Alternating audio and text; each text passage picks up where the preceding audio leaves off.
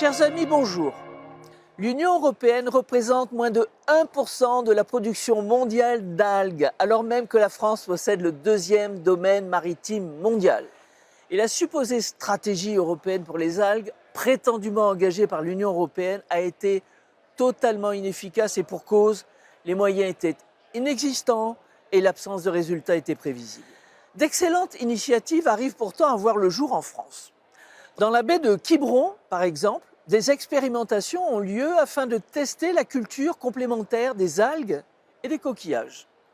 L'aquaculture multitrophique ainsi que l'association d'espèces complémentaires renouent avec les vieilles traditions de notre pays, héritées des étangs de Saint-Colomban. L'aquaponie a déjà permis d'explorer des modes de production plus intéressants d'un point de vue économique et écologique. Mais ces innovations n'avaient pas réellement atteint le monde de la mer.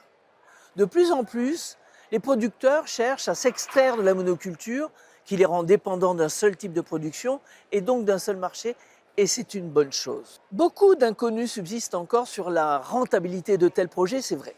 Mais c'est justement le but de la recherche et de l'innovation qui ont caractérisé l'audace et le panache français qui ont fait la grandeur de la France. Tester, expérimenter et trouver des solutions astucieuses a toujours été au cœur de la démarche de nos travailleurs de la terre et de la mer dans la sélection des espèces, des techniques et même dans la compréhension de la préservation de l'environnement qui les a rendus dépositaires d'un savoir accumulé, transmis de génération en génération.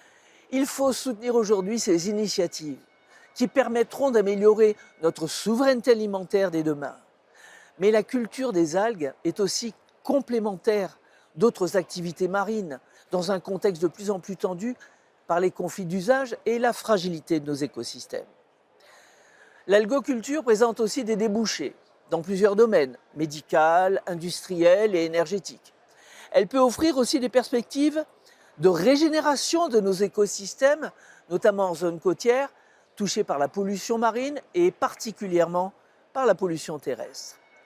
L'algoculture reste encore trop balbutiante en Europe, alors qu'elle constituera probablement l'un des défis de demain, l'une des ressources stratégiques du XXIe siècle.